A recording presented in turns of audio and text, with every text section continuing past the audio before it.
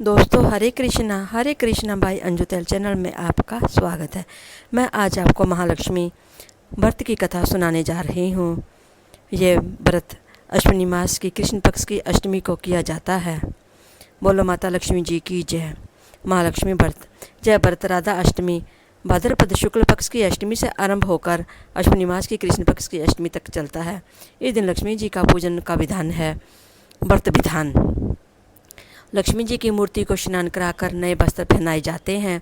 फिर लक्ष्मी जी को भोग लगाकर और आचमन कराकर फूल, धूप, दीप, चंदन आदि से आरती करते हैं।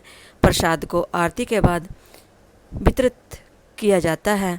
रात्रि को चंद्रमा के निकलने पर उसे अर्घ्य देकर स्वयं भोजन करें। इस व्रत के करने से धन धान्य की वृद्धि होती है और सुख संपत्ति आती है। महालक्ष्मी जी की व्रत कथा सुने। प्राचीन काल में एक गरीब ब्राह्मण एक गांव में रहता था। वह नियम पूर्वक जंगल में विष्णु के मंदिर में जाकर पूजा किया करता था। उसकी पूजा को देखकर भगवान ने प्रसन्न होकर उसे साक्षात दर्शन दिए। भगवान ने उसे लक्ष्मी प्राप्त करने का उपाय भी बताया कि एक मंदिर के सामने एक स्त्री उपले थापने आती है।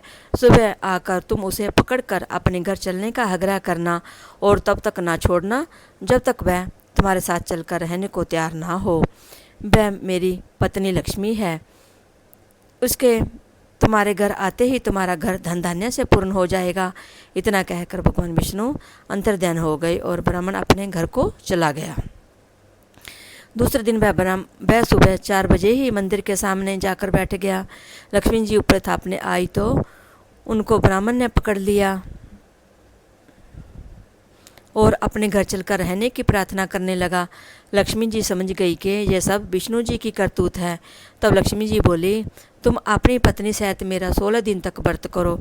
फिर 16वें दिन रात्रि को चंद्रमा की पूजा करो और उत्तर दिशा में मुझे पुकारना, तब तुम्हारा मनोरथ पूरा होगा। ब्राह्मण ने ऐसा ही किया। जब रात्रि को चंद्रमा की पूजा करके उत्तर दिशा में आवाज़ लगाई तो लक्ष्मी जी ने अपना वचन पूरा किया। इस प्रकार ये व्रत महालक्ष्मी जी के नाम से प्रसिद्ध है। हे लक्ष्मी जी, जैसे उस ब्राह्मण के घर आई वैसे सबके घर आना, कहानी सुनने वाले के भी घर आना और कहानी कहने वाले के भी घर आना। ओम नमो लक्ष्मी कमलवासने स्वाहा।